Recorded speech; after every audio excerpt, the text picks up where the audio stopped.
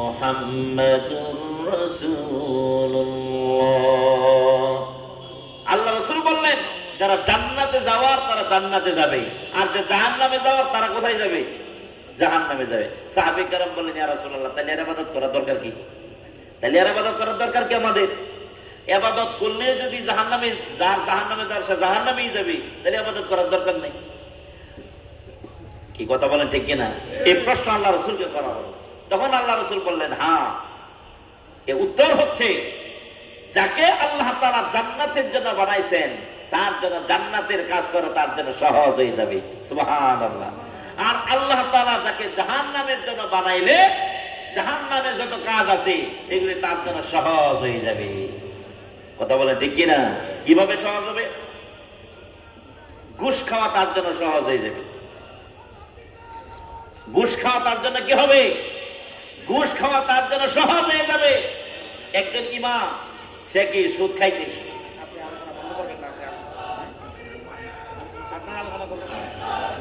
তাহলে যাকে আল্লাহ তাআলা জাহান্নামের জন্য বানাইছে তাকে তার জন্য জাহান্নামের রাস্তা তার জন্য কি সহজ হয়ে যায়। একটু জিকির করেন, লা ইলাহা ইল্লাল্লাহ, লা ইলাহা ইল্লাল্লাহ, লা ইলাহা ইল্লাল্লাহ, লা ইলাহা ইল্লাল্লাহ,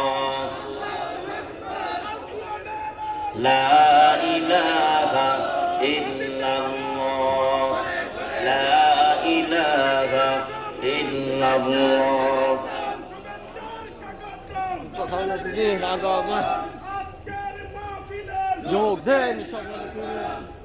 আমাদের আজকে মাহফিলের যিনি প্রধান অতিথি,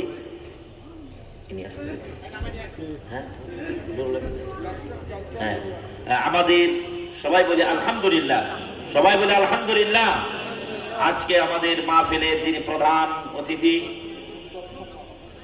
বিশিষ্ট ইসলামী চিন্তাবিদ, শিক্ষাবিদ, রাজনীতিবিদ জনাব অধ্যক্ষ মোহাম্মদ নুরুল আমিন হাফিজাহুল্লাহ ওয়া আকরামাহুল্লাহ, বলে আমিন।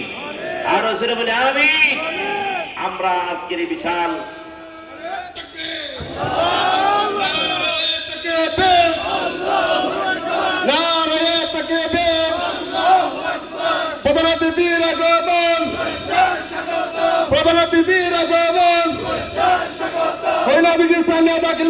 পক্ষ থেকে আজকের প্রোগ্রামের পক্ষ থেকে